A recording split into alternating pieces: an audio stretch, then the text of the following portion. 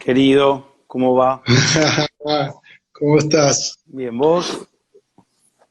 Estamos los dos de oscuro, pero vos con anteojos.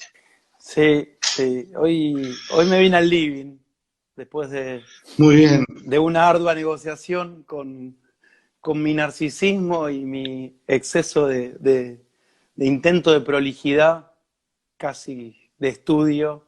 Me di cuenta que estamos en casa y la vida pasa. Y Vamos a bueno, tratar de que sea desprolijo mejor. sí, sí, qué sé yo. Yo encontré un lugar en el fondo donde trato de encontrar un refugio, Sí. pero bueno, esto un poco que vos contabas en la nota el otro día no sé, porque estás escribiendo tanto que ya no me acuerdo si era la de perfil. Sí, ya sé, la de perfil, el psicólogo invadiendo la casa, ¿no? Esa.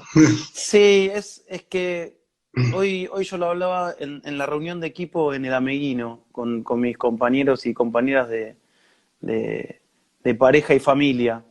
Esta cosa de encontrar una nueva manera de hacer clínica y algo que nos acerca a lo humano. Y lo humano tiene que ver con las circunstancias.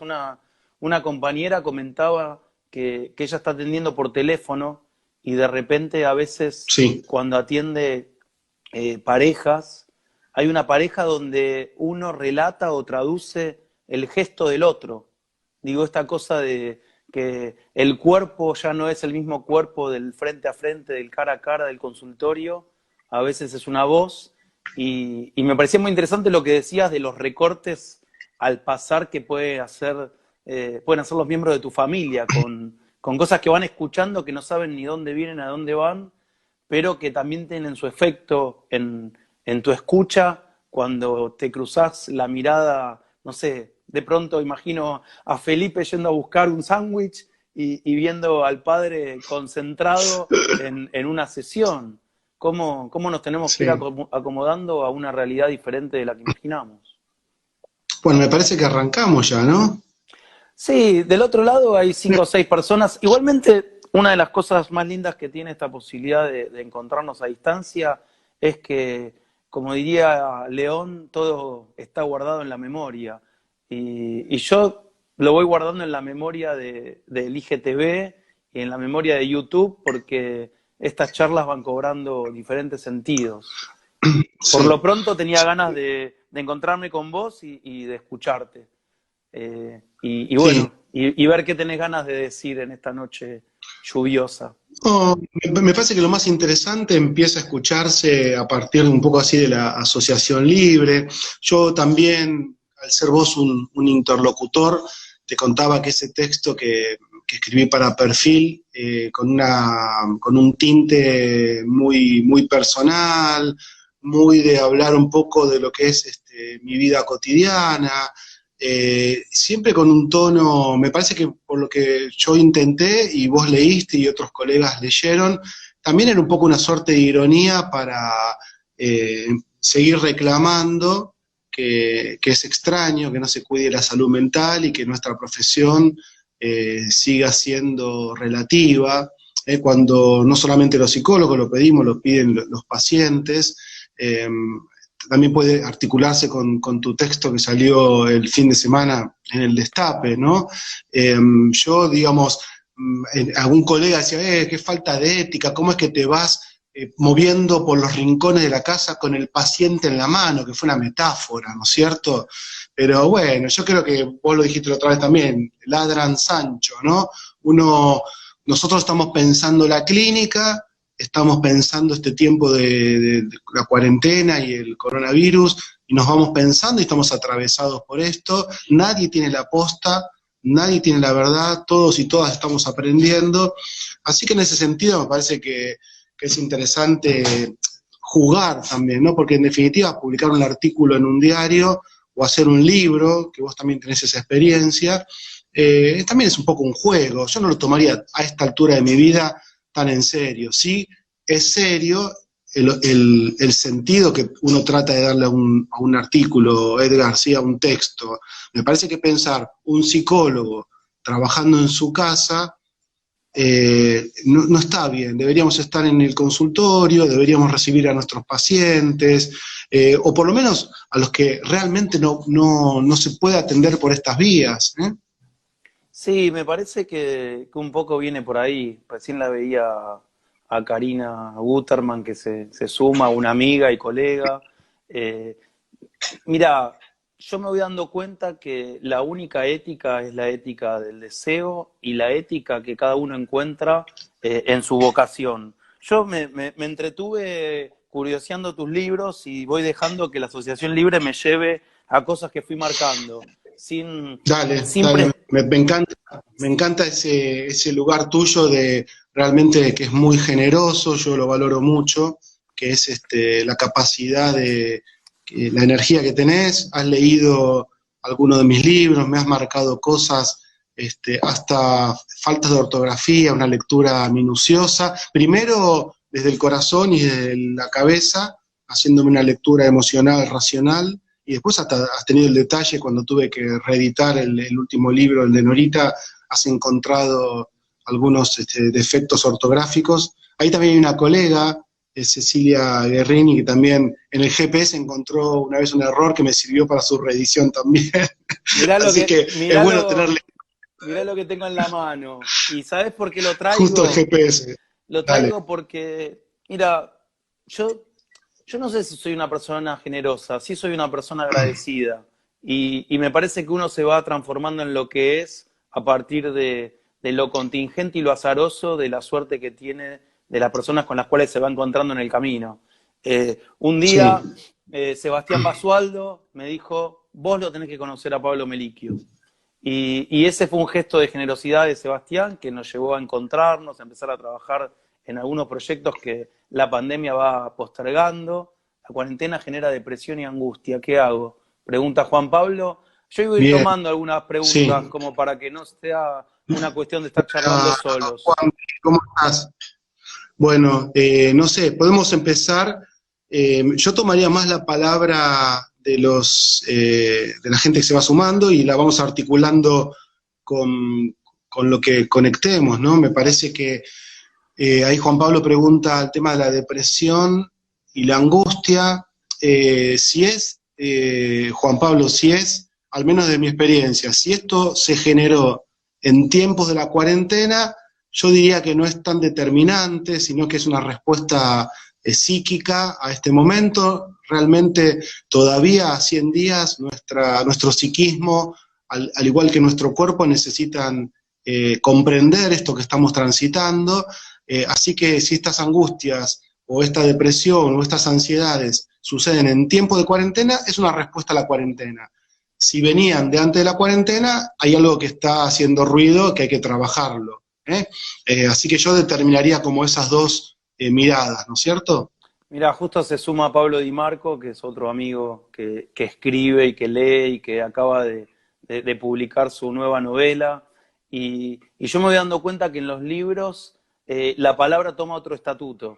Digo, porque la palabra empieza a Sí, estar escrita, empieza a estar impresa y ya no se trata de una apreciación que se va modificando con el correr de los minutos. Pablo querido, esperando tu libro por casa, que llegará en algún momento pronto. Otro Pablo. Voy juntando Pablos y Gabrieles por la vida.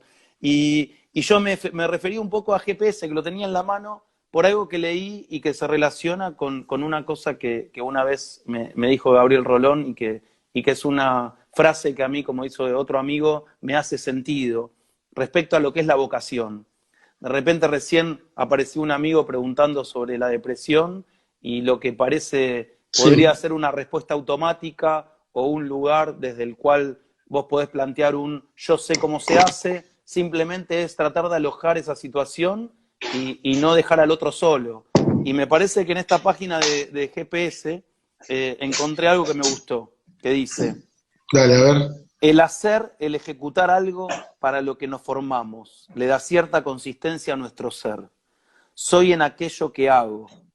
Para mí esa frase es clave, soy en aquello que hago. Algo de mi ser se juega en ese acto que realizo. Consisto en lo que insisto, en lo que construyo. Bueno, después ya habla del ser psicólogo. Digo, me parece que a veces la insistencia tiene que ver con esa palabra que resuena en el otro. ¿Cómo, cómo Ujú. se, cómo llegó a vos este llamado, esta vocación de escuchar la angustia?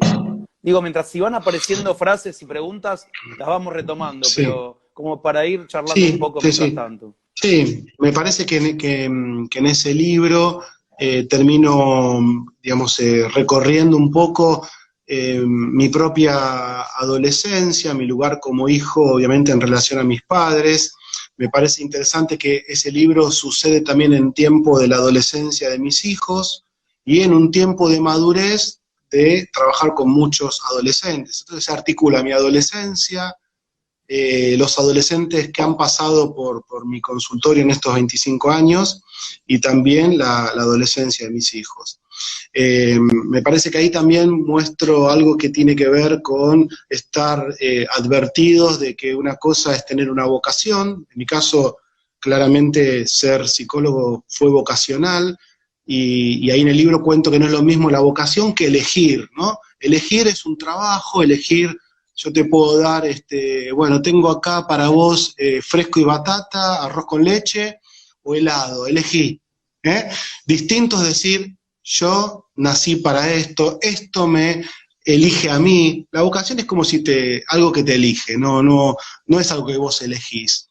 Así que yo creo que mientras iba cursando el secundario, el hecho de ser delegado de mi curso, el hecho de ser vicepresidente del centro de estudiantes, de interesarme por las problemáticas sociales y personales, se fue un poco trazando ese lugar que digo que me eligió y naturalmente no quedaba otra que ser psicólogo, ¿no? Me atrapó la profesión y la sigo eligiendo, con lo cual en ese sentido es como que es como que te casás y renovás ese matrimonio cada día, ¿no? Ahí, mira, hay algo que Con pasión, compasión, sí. sí, compasión que no es lo mismo separado que todo junto. Quiero rescatar esto que dice Sol. Sol dice, por la pandemia se intensificó lo que ya me pasaba. No puedo estudiar Mm, en casa. Lo intento, sí. pero me ganan las distracciones, ya sea el celu o cualquier cosa, aunque mi familia me ayuda. Yo lo que te propongo es rescatar estas palabras que aparecen de los amigos, no para, digamos, intervenirlos, sino para apropiarnos de este espacio de pensamiento y de compartirlo juntos. Digo, Sí, sí, la sí, sí, pandemia nos sí, atraviesa perfecto. a todos y a cada uno le pega de otra manera, pero esto que plantea Sol es una manera de ponernos a conversar sobre lo que nos pasa desde el lugar de lo que le pasa a ella, que es, digamos, el lugar más honesto de la singularidad. No sé qué tenés ganas de decirle. No, yo lo articulo con lo que había preguntado Juan Pablo. Me parece que lo que pregunta Sol, yo ahí señalaba que Sol trae esto que yo señalaba. Una cosa son los síntomas que se producen en tiempos de la cuarentena, porque necesariamente tenemos que presentar algunos síntomas porque estamos ante un hecho inédito y cambiaron abruptamente nuestras rutinas, nuestras formas de planificar la vida. Entonces, en tiempos de cuarentena aparecieron síntomas, ¿sí? Sol plantea que le está pasando algo que le venía sucediendo antes de la cuarentena. Y yo digo que, bueno, que obviamente aquellas cosas que nos pasaban antes pueden intensificarse en tiempos de la cuarentena. Entonces, son como dos niveles en los que tenemos que trabajar cada uno y cada una. Es diferenciar, ¿sí?, lo previo y lo propio de la cuarentena. Lo propio de la cuarentena es ansiedades y angustias asociadas a la incertidumbre por la que estamos atravesados todos. Yo creo que esa es como la síntesis de los síntomas que son ansiedad, angustia y miedo, ¿no? Que aparecen en todos y todas. Sí, ahí hacía un comentario Ali, me parece interesante porque es su mirada, quizás ella tiene otra fortaleza o otra manera de poder afrontar esta situación. Yo sigo recorriendo tus libros porque me gusta esto de rescatar palabras y los voy manoteando acá del sillón casi como, como va ocurriendo. Este libro a mí, bueno, me gusta mucho. Vos sabés que me gustan mucho todos tus libros, mientras se suma ahí el amigo Hernán, que nos podría dar una mano para que la gente se sume. No sé cómo hace la gente para llevar, digamos, seguidores de un lugar al otro. El otro día escuchaba que hay un montón de personas que saben que Hernán es un capo con eso. Alguna vez lo vamos a agarrar para que venga para este lado y nos enseñe sobre esas cosas. Pero yo me detuve en esto, que dice así: un agujero en la pared. En mi barrio hay un geriátrico de altos muros donde abandonan a los viejos que ya nadie quiere escuchar. Mi casa queda detrás. Un día hice un pequeño agujero en la medianera por donde solo pasan palabras. Desde entonces las enfermeras no entienden por qué los viejos dejaron de dormir y de mirar televisión para hablarle a la pared. Sí, creo que estás rescatando palabras y justamente ese relato breve, ilustrado por Matías de Brasi, si querés mostrar la ilustración, que es muy, acompaña generosamente y viste muy bien al texto. Acá ¿sí? está, claro que sí. Es genial. Me parece que justo, Edgar, estamos diciendo eso, ¿no? Si dejamos de hablar, si dejamos de hablarnos, eso enloquece, ¿no? Me parece que las personas hoy, hay mucha gente que está aislada, mucha gente que está sola, ¿sí? Y que necesita de la escucha, de la palabra, de la apertura del diálogo. Y ese es un relato que describe un poco eso de manera acotada, ¿no? La necesidad de que hay sujetos que están privados, ¿no? Que no se los registra, que no se los escucha, y eso termina siendo arrasador, ¿no? Porque nos convocan las palabras y nos conocemos a partir de sacar este mundo interior. Así que bueno, Terapia Breve es un libro que, digamos, que toma aspectos del psicoanálisis, de la psicología, pero en relatos breves para pensar y no tanto, como es el título del libro, ¿no? Sí, yo sinceramente cuando me senté a cenar, yo tengo varios de tus libros, tengo la dicha de contar con tu amistad y con tus libros, todos acá muy cerca, y lo que me pasó con ese texto es que empecé a pensar en los viejos. A mí me encanta decirle viejos a los viejos, no porque no me parezca pertinente al término de adultos mayores, sino porque me enternece la palabra viejo. De hecho, es la manera como casi todos llamamos a nuestros padres. Y pensaba en esto de la vejez postergada, sobre todo en estos tiempos donde para cuidarlos los mantenemos a un costado. Digo, hasta desde el amor por no contagiarlos, quizás nos olvidamos que la espera para ellos es diferente que para nosotros. Digo, cuando vemos los comentarios de los amigos que se suman y preguntan por la ansiedad, por la angustia, por una espera desesperada, pero sabiendo que más tarde o más temprano esto va a pasar, digo, para la gente que está en lugares donde de repente la entrada del virus puede ser fatal, es muy difícil no registrar este texto tuyo donde si hay un agujero en la pared donde de ahí salga una voz, es ahí donde me quiero acercar mucho más que a la televisión, que baja línea de cosas que por ahí son mucho más ajenas que lo que le preocupa a la gente que en este momento no puede ver a sus familias. Sí. Y a partir de eso yo también coincido que el término vieja y viejo es genial.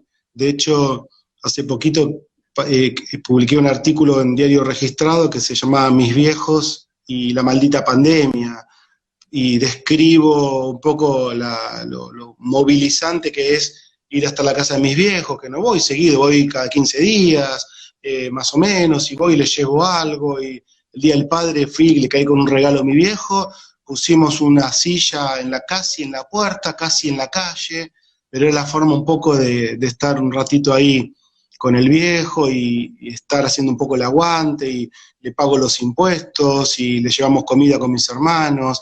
Realmente creo que es un tiempo donde yo creo que las poblaciones más vulnerables, una la sabemos todos y todas, son los viejos por esto que decías vos, ¿no, Edgar? Del tema del tiempo, ¿no? Tienen menos tiempo biológico y ahora están perseguidos por el coronavirus, que en el caso de nuestros viejos las consecuencias son mucho más complejas en el caso de que se lo peguen. Mira, Y la otra población... Karina justo pasa y dice, hermoso texto, yo también voy a ver a mi vieja desde el pasillo. Bueno. Y me parece que bien. también hay un lugar que, perdón que te interrumpa, ¿no?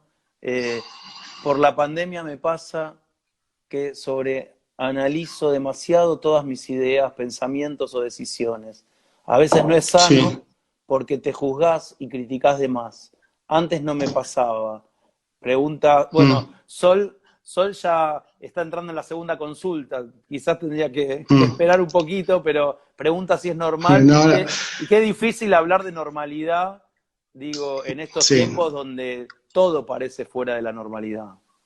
Sí, ahora vamos a eso. La cuestión para terminar ese concepto es que la otra población vulnerable son los adolescentes, porque me parece que se habla poco de esto, pero es la etapa vital de la vida donde tienen que salir a conquistar el mundo externo, tienen que desprenderse de los padres, y hace 100 días que no pueden conquistar el mundo externo y que están en sus casas con sus padres, y bueno, eso realmente es sumamente complejo para nuestros adolescentes.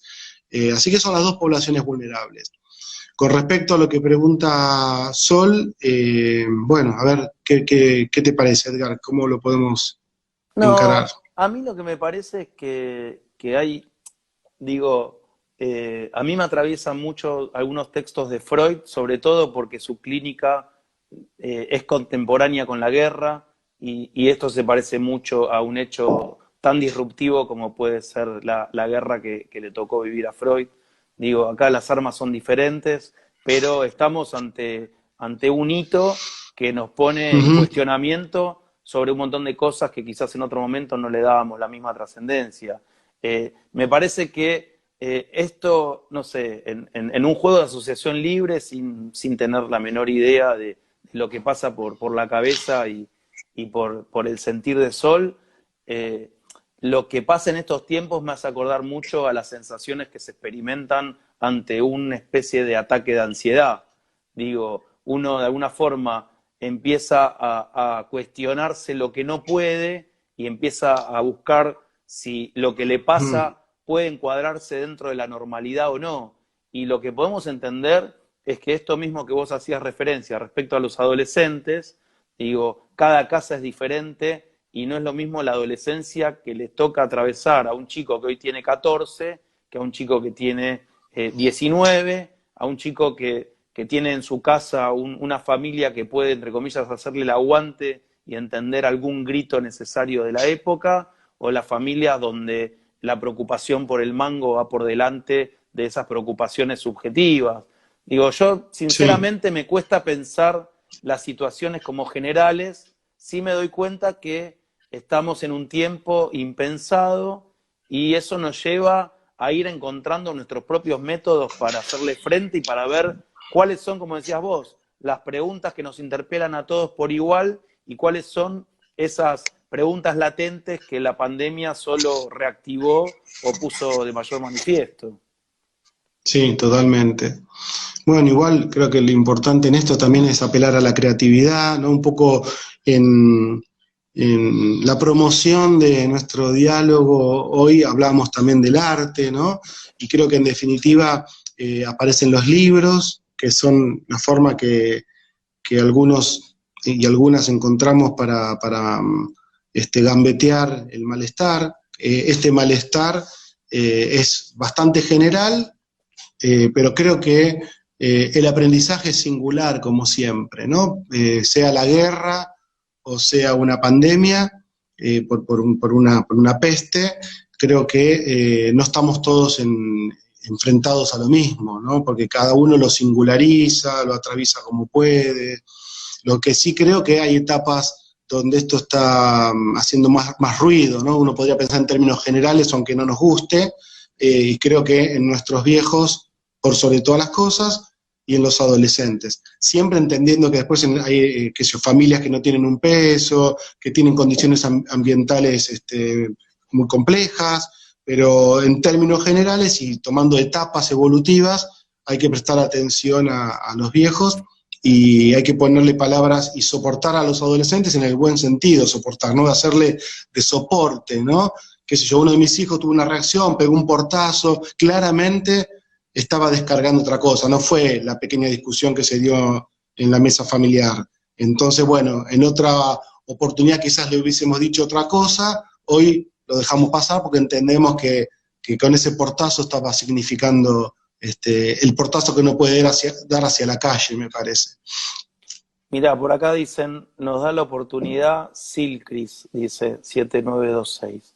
Nos da la oportunidad esta época para transformar nuestro interior si dejamos que el corazón hable de manera sincera, más allá de la mente. Mira, a mí me parece interesante cada palabra porque en la singularidad vamos encontrando esa diferencia que nos ayuda a encontrarnos con el otro. Y un poco esto que decías del arte me lleva a, no voy a decir que es el libro tuyo que más me gustó, porque si no, la próxima vez que la vea Norita me va a retar, pero quizás es el libro por el cual yo te conocí como escritor. Y, y voy a hacer una travesura, sobre todo porque somos amigos, y voy a leer algo que marqué que vos no escribiste, que escribió un tal Fernando Pessoa. Y es como vos abrís el libro. Todo cuanto hacemos en el arte o en la vida, dale. Todo cuanto hacemos en el arte o en la vida es la copia imperfecta de lo que hemos pensado hacer. Mirá cómo se van cruzando las palabras con lo que decía recién esta amiga. A veces uno pone en el arte ese acto que en la vida parece imposible y de pronto nos damos cuenta que las palabras son mucho más que una frase, son mucho más que un enojo, a veces son la manera que tenemos de expresarnos y otra es el lugar donde encontramos la lectura a cómo la historia de otros nos cuentan a nosotros también. Sí, elegiste, me parece que no hiciste trampa porque es la puerta de acceso al libro. Es una frase que encontré cuando terminé el libro y que me ayudó mucho porque al ser mi libro debut, ¿no? mi salida al mundo de la literatura, sentía finalmente cuando el libro estaba concluido o cuando lo solté, porque concluido no está nunca un libro, sentí que no era todo lo que yo quería decir ni cómo lo quería decir, hasta que Fernando Pessoa me ayudó a pensar y a entender que nunca podemos hacer ni en el arte ni en la vida aquello que imaginariamente diseñamos, ¿no? Siempre tenemos como conceptos muy ideales y cuando termine este diálogo nuestro, seguramente nos vamos a dar cuenta que alguna cosa no dijimos, que alguna cosa no respondimos, porque sí, porque siempre como uno tiene el diario ya leído, ¿no? Tenemos el diario de mañana y cuando ya leímos el diario, cuando ya leímos el libro, cuando ya revisamos la charla, algo faltó, ¿no? Pero bueno, también la posibilidad de seguir produciendo. Si ese libro debut hubiese sido perfecto, no sé si hubiese seguido escribiendo, hubiese sido muy inhibitorio, ¿no? Para mí, por lo menos, al menos a vos te gustó, pero a mí me parece que como sentí que le faltó, seguí escribiendo y sigo escribiendo, ¿no? Mira, a la altura de tu frente, en mi celular, aparece Debre Viana, que se acaba de sumar. Y bueno, yo además de tener un cariño enorme por Debret y por su escritura y por su humor, digo, con su libro recién salido, con una poesía preciosa, pienso bueno, que uno va escribiendo los libros que puede, en los momentos que puede. Ahí aparece Matías de Rioja, aparece Heidi, que es una de mis chicas del taller que me animé a abrir hace un par de meses. Un taller para escribir, no un taller de escritura. Digo, me parece que a veces los propósitos son la acción que uno se propone y los libros son testimonios de lo que uno va dejando. A mí me gustó mucho ese libro porque de alguna manera cuenta una parte de tu historia como psicólogo en toda la relación con, mira, Debret, mira, mirá lo que es una persona que tiene pelo en casi todas las partes de su cabeza, puede ser, los van a multar por exceso de calvicie, che, dice Debret. Y bueno, ¿qué va a ser? El humor nos salva, como dice Freud, si un super yo no sería tan áspero si no tuviera una cuota de humor, y qué padre no quiere lo mejor para su hijo. Pero digo, me acordaba de este libro porque a mí me conmovió mucho cómo recreas una historia, más allá de lo que sea verdad y mentira, que poco importa en los libros, a partir de un muchacho que decide robar libros. Yo sé que es un libro que quedó allá hace tiempo, en tu encuentro con otro calvo amigo que por ese momento tenía pelo, que es el amigo May, pero me gustaría que cuentes un poco qué es lo que te movió a escribir esa historia de un pibe que roba libros. Bueno, me movió a escribir esa historia lo que me mueve siempre a escribir, que es ese mundo interior, esas angustias, realmente lo que tiene de verdad el libro, que poco importa que hay de mentira, pero sí tiene de verdad, que es experiencia de trabajo con pibes presos, y que puntualmente sí me tocó por paciente un pibe que estaba preso por robar libros, ¿sí? Mezclado con pibes que robaban a mano armada, que habían asesinado o violado. Y realmente Mariano era un pibe que robaba libros para sobrevivir, robaba en las librerías y revendía en el Parque Rivadavia.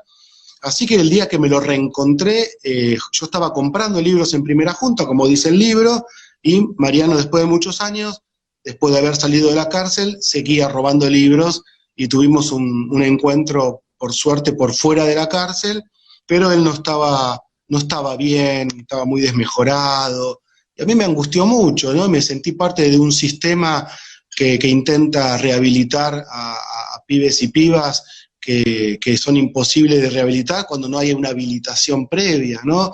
Muchos pibes y muchas pibas viven de sistemas donde no fueron cuidados, barrios donde no fueron atendidos. Entonces, el sistema político o social o jurídico quiere rehabilitar. Y yo digo, bueno, habilitemos primero, ¿no? Habilitemos una niñez sana, habilitemos una familia donde no falte la comida, donde haya condiciones ambientales cuidadas. Así que bueno, me lo encontré a Mariano, me quedé mal, me fui a un bar y me puse a escribir como siempre.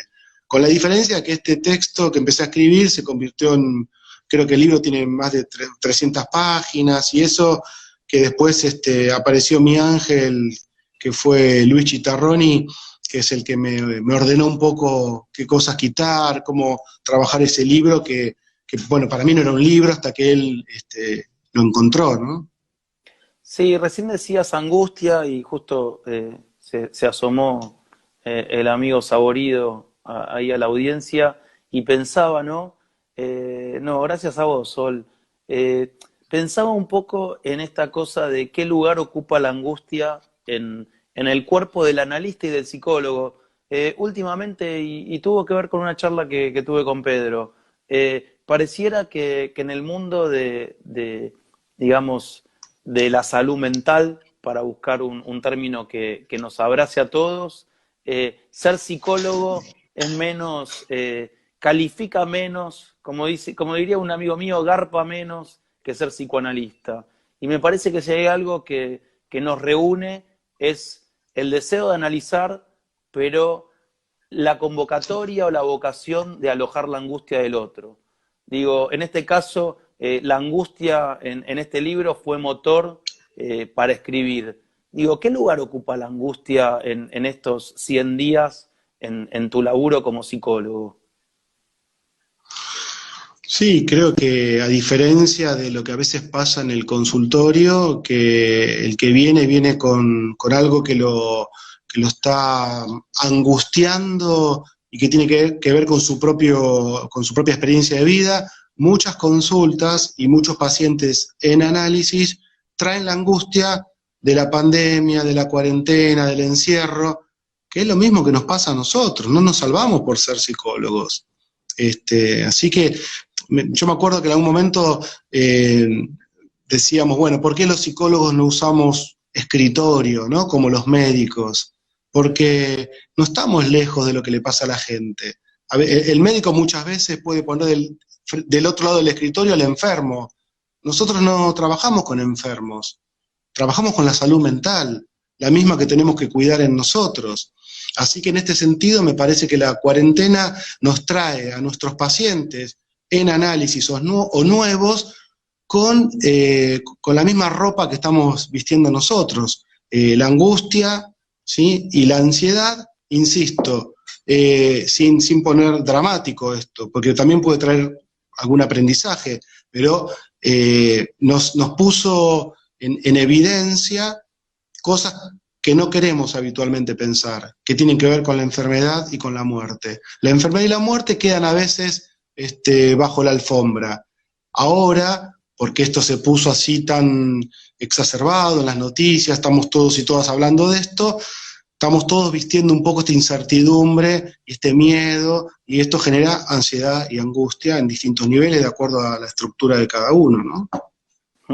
Sí, por ahí comentaba Karina el tema de cuántos adolescentes se sienten presos de sus padres en esta situación, digo, por la imposibilidad de salir al mundo, a ranchear, como les gusta decir a los pibes, y bueno, también es difícil porque se las tienen que arreglar con eso, qué sé yo, no sé, estaba pensando mientras hablabas de otro libro que de alguna manera fue, digamos, el que te presentó, entre comillas, a Norita, digo, ya más allá de ser vecinos, sin querer estamos generando nuevas intervenciones profesionales, dice Silcris.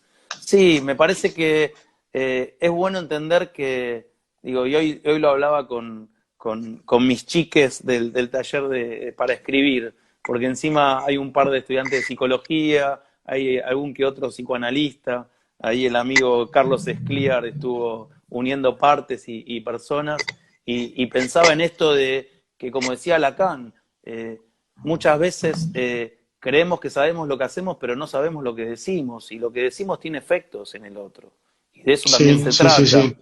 Hablando de efectos y del efecto que generó en Norita este libro, que es un libro al cual yo todavía no me le animé tanto, lo fui arrancando y lo voy, viste, me voy como acercando de a poco, pero encontré un fragmento que realmente me movilizó como para tirarlo acá en el vivo y ver qué despierta. El viejo Roberto parpadea, se sobrepone y retoma el andar. Un furioso vendaval sacude el árbol de la mala memoria. Las hojas de su historia se vuelan para dispersarse en territorios saqueados donde habita lo perecedero. Lo perecedero es así como una marca que tengo a fuego después de leer la traducción de Ballesteros y no la de Amor-Rortu de Freud. Por su mente, cielo plomizo, circulan nubes erráticas trayendo imágenes que quisiera olvidar. Alicia muerta, ensangrentada, el pozo bajo la cama, el pequeño Chiche hallando a su madre, alertando a un vecino, la policía, el juicio, la cárcel. El pasado se levanta de su agonía y clava sus uñas. El viejo Roberto sangra por dentro. Por un instante su rostro rejuvenece y es la mirada asesina. Los recuerdos marchan fervorosos desde el memorial hacia la plaza del presente. Son recuerdos combativos, arrojando bombas, panfletos, anunciando la revolución. Bien. Sí, no sé qué decir, lo que decías vos, me parece que es un libro que tuvo alguna suerte, es mi segundo libro, era el segundo que iba a publicar Sudamericana, y que Chitarrón iba a publicar hasta que a Luis lo rajan o se va de Sudamericana, y quedó boyando, y yo estaba muy ansioso porque salga, así que fui a Simur, que realmente es una pequeña, gran editorial, que tuvo mucho cuidado en ese libro, que finalmente también fue traducido al francés y que ha tenido esa suerte de que pude acercárselo a Norita, como aclaraste vos, y que también fue la puerta de acceso a mi reciente libro, El lado Norita de la vida. Pero también le ha pasado que es un libro como toma el tema de los desaparecidos, desde la visión de un chico con capacidades diferentes. También pasa que muchos colegios de acá de zona oeste y de zona norte, lo toman como lectura obligatoria y también forma parte de esto que se llama Jóvenes y Memoria. Así que en ese sentido es un libro que, más allá de ese fragmento que leíste vos, que tiene que ver con el papá de Chiche, que es un femicida, y que le caga la cabeza a Chiche, pero que también a través de que le caga la cabeza al personaje central, el personaje central tiene un don especial, ¿no? Como que a veces lo malo trae algo bueno, ¿eh? Y todos y todas tenemos capacidades diferentes, que hay que potenciarlas a veces, ¿eh? No toda capacidad diferente, como se entiende, es una discapacidad negativa. Así que bueno, me encanta que recortes frases, pero también lleva a asociar con otras cosas que pasan con los libros, ¿no? Que tienen esta maravilla de que van circulando y van haciendo su camino más allá del autor. Sí, sí, cuando yo tuve la suerte de publicar el ensayo sobre teatro y psicoanálisis, eh, fue la sensación más parecida a cuando sos papá, digo, salvando las enormes Ujú. distancias, donde uno ve a su pichón hermoso y quiere presentarlo al mundo. Y cuando pude superar ese momento que varias veces vos me decís esta cosa de renunciar a creer que el mundo está esperando un libro nuestro, yo eso me lo tatué, casi que lo tengo puesto con un sticker en la pantalla de la computadora, Te pero relaja. sí, pero me quedé con una frase muy linda que me dijo Siete Case. Reinaldo me dijo, los libros te acercan a los otros. Digo, a veces los libros te generan esa posibilidad de conocer a personas que si no de otra manera no las hubieras conocido.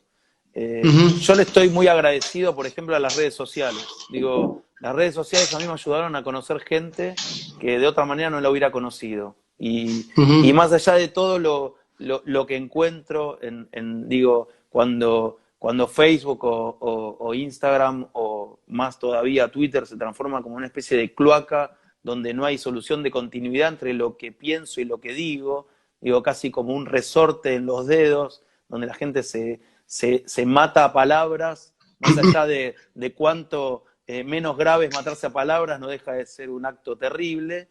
Y me acuerdo de la posibilidad de haber conocido gente para encontrarme con sus libros y sobre todo para encontrarme con el lado Norita de la vida. Digo, un día me encontré sentado en el piso de la Universidad de Psicología y de repente recibo un mensaje, un WhatsApp de Marcela Laxman, que es una de mis amigas de acá del Alambique, un lugar que es como, digamos, el motor cultural del barrio y que ahora está en suspenso y en espera con todo el dolor que eso genera.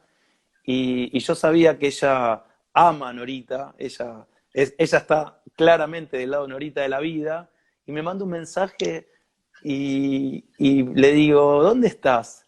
Y me dice, acá atrás. Y estaba parada en un rincón detrás de todos los alumnos de psicología, de los Ujú. chicos y de las Ujú. chicas, escuchando con una emoción la palabra de Norita.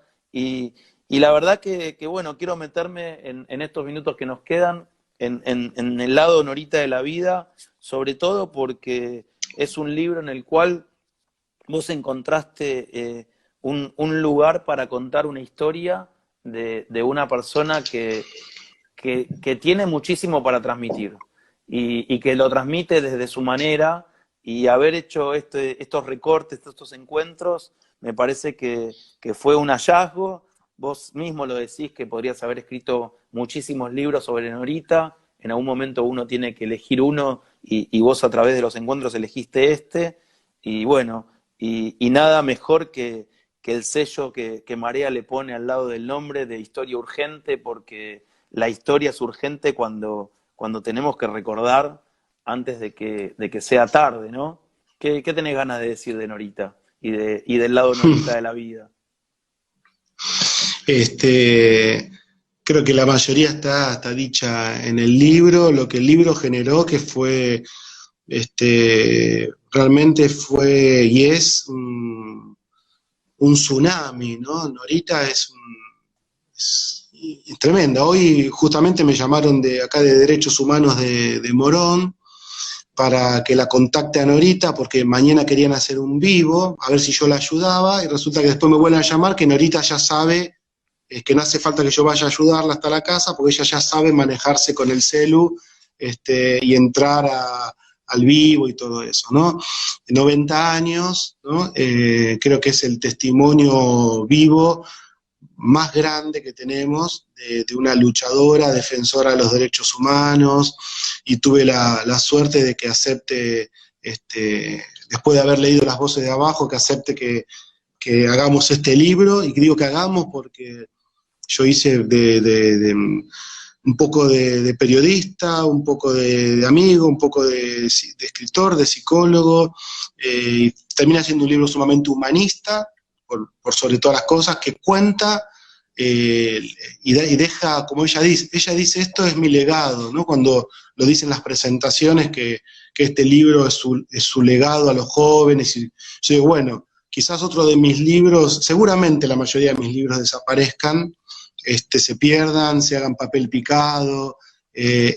Tengo la sospecha que, más allá del autor, viene con la energía vital que tiene Norita, y va a ser un libro que va a sostenerse. Ya acaba de reeditarse, a 6 meses que salió, porque es un libro que va a quedar como la memoria, ¿no? Permanente, no hay que seguir editándolo ese libro. Mirá, justo se suma, supongo que Marcela, porque Susi no es muy amiga de Instagram, desde la El cuenta alambique, ahí del está. Alambique, y yo encontré un recorte. Este libro fue uno de los libros que me acompañé. Pregunta, mostra el libro, que Karina Ah, pregunta el libro, ¿cuál Karina, es? el lado Norita de la vida. Este, este es el libro que de alguna manera, mientras vemos los corazones en los ojos de Marcela, qué nombre Marcela en la historia. Eh, Digo, este realmente no podría haber salido por un sello más significativo que Marea, porque es eso, es el significante del lado Norita de la vida. Y yo encontré algo que es absolutamente azaroso y caprichoso, fue casi como un abrir y encontrarme con palabras que me impactaron hace un rato. Yo ya lo había leído en el verano y lo leí Eh, varias veces. en Eh, Brasil. en Brasil, sí, cuando Brasil era una posibilidad. Y me encontré con esto. No busquen testimonios sobre mí. Sirve lo que yo viví, no lo que la gente cuente. Dice, sentencia. ¿Y qué viviste? La vida y la locura. Hay madres que se murieron locas. Hay una hija que viviendo en Holanda volvió a Buenos Aires para escribir un libro y rescatar la figura de su madre que terminó en un psiquiátrico. Ujú. Escribir para deshacer el diagnóstico y rescatar a la madre, a la mujer sin etiquetas. Así es, Pablo. Yo quisiera saber cómo es ese proceso para volverse loca. Nadie se vuelve loco porque quiere, sino que enloquece cuando sus posibilidades de encajar en un espacio no se le dan, porque se le hace insoportable el afuera. Tiene que meterse adentro. Mm. Es, En es, oposición al relato que rescataste de Terapia Breve, ¿no? Donde los viejos podrían enloquecer justamente porque no tienen palabra, ¿no? Creo que Norita sale a hablar, sale a la calle, sale a buscar a su hijo desaparecido, sigue buscándolo, sigue buscando, ¿sí?, memoria, verdad y justicia, y hasta acepta que un psicólogo, vecino, y escritor, digamos, yo creo que eran como, ella se enoja en las presentaciones, vos lo viste, mm, lo viviste. Yo digo que fue un poco paciente, ¿no? Nos poníamos en los mismos sillones de su casa, ella se tiraba para atrás y cerraba los ojos y rememoraba, dice y me cuenta y me confía que recordó cosas que no había recordado antes. Ese efecto de la palabra y ese efecto de alguien que se pone en posición de escucha, y que escucha también desde el corazón, ¿no es cierto? No solamente con la cabeza. sí, hay un lugar en el cual eh, ella produce lo que produce porque confía en vos. Y más allá de ese juego, porque ella en el fondo es una diva y es precioso verla en esas escenas de si era paciente o no era paciente. Yo creo que ella no es paciente por su impaciencia, pero es paciente porque sabe esperar los momentos para decir y los momentos para callar. Es increíble en ese recorte, en ese diálogo, cómo no sabemos quién es el paciente y quién es el analista. Digo, esta cosa que se Sí, sí, sí, juega sí. en Mm. transformar, en que el analizante quiere transformarse en analista. Digo, cómo hay otras voces que resuenan.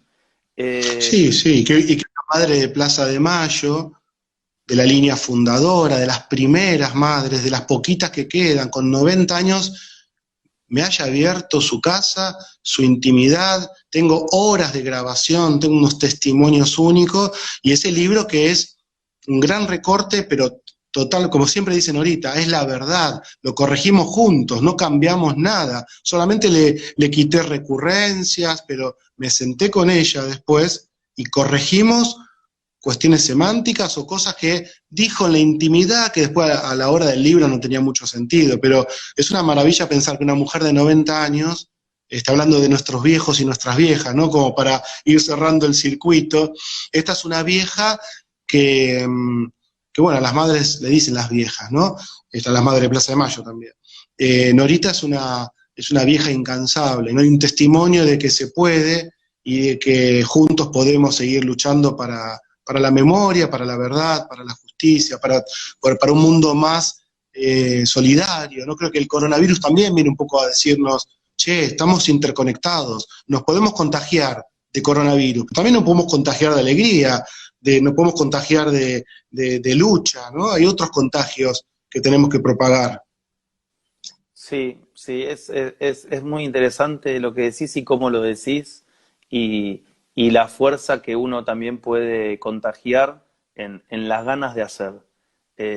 Justo el otro día, el 24 de junio, que hubiera sido el cumpleaños de mi mamá, nació la hija de mi prima, Julieta, Petra se llama, y Juli, Mm, cuando vio una foto que yo subí de una de las presentaciones de tu libro de Norita, me contó una anécdota que creo que yo te comenté, sí, pero contala.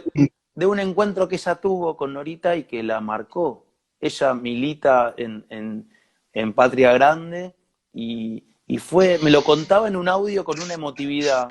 Y digo, a veces es esta cosa de cómo algunas marcas de alguna forma nos marcan para mal, digo, para mal en un sentido figurado, porque si no se constituye ese sujeto, estamos bien jodidos, digo, esas cosas que no podemos resolver nos marcan y con eso Ujú, tenemos que arreglárnoslas, pero también como hay cosas que nos marcan para bien, y me parece que Norita es una mujer que el encuentro con ella te marca para bien. Digo, eso ujú, que ella contagia, eso de entender que se tiene que cuidar, eso de salir al cruce de todas las causas que para ella son injustas, eso de no casarse con nadie más que con la justicia y con su propia sed de justicia, y eso de sí, poder decir las cosas más complejas y más terribles con una sonrisa y con el corazón en la mano. Eh, sí. Qué sé yo, para mí fue muy revelador y casi para terminar, quería preguntarte eh, cómo son en tu vida estos días entre la escritura, entre el libro que se viene, entre la clínica que fue creciendo y la demanda a partir de todo esto que vos tomaste como acción y como posta de salir a enfrentar la realidad tratando de aportar tu palabra y de soportar lo que se viniera. Digo, cómo mirás un poco este presente futuro y cómo te gustaría que vayamos cerrando este Mm, vivo? sí. No, en lo personal, obviamente que como creo que como la mayoría me angustió la llegada del coronavirus y el abrupto cambio en mis rutinas, suspender el consultorio, me preocupaba mucho la cuestión económica. Y después, bueno, le fui encontrando la vuelta, mis pacientes aceptaron seguir la mayoría de manera virtual, así que retomé mi trabajo y el trabajo da identidad y da seguridad. Entonces, a partir de ahí pude seguir escribiendo. Yo creo que si no se me acomodaba lo laboral, no sé si hubiese podido seguir escribiendo. Y vos viste que estuve muy activo, que le he dado notas a muchos medios televisivos, radiales, y he hecho un montón de textos como nunca, ¿no?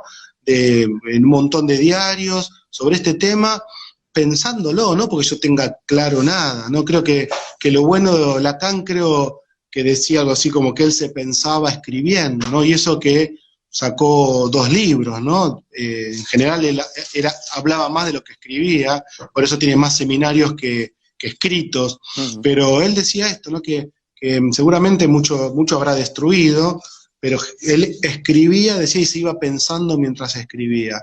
Me parece que yo ocupo ese mismo lugar, o siento que ocupo ese mismo lugar de la escritura como lugar de autoconocimiento y de reflexión. Así que hoy creo que esto, ¿no? Ahora estaba haciendo un texto de también empezar a pensar lo positivo, ¿no? Porque ya estoy podrido de hablar de las angustias, los miedos, las ansiedades. Creo que también yo no creo que hubiésemos hecho este vivo si no era por la cuarentena, Edgar. Entonces creo que también estamos encontrando nuevas formas de encuentro. Bueno, me quedo con esto que decís. Un amigo mío bueno, que es un músico y cantautor precioso, Ramiro Abrevaya, hijo de analistas. El otro día armamos un video porque este cuatrimestre que se fue hubiera sido el más, digamos, más esperado para mí en el Alambique con pretextos. Estaba programado Saborido, Cassiari, Ramiro con Reinaldo Sietecase, Pedro Mairal, y él en el saludo que armamos para el 20 de junio decía: un abrazo de pantalla a pantalla. Y me gustó esta cosa que tienen los poetas de encontrar nuevas maneras de comunicar. El jueves, pasado mañana, hay algunos amigos que nos acompañan, yo los voy despidiendo.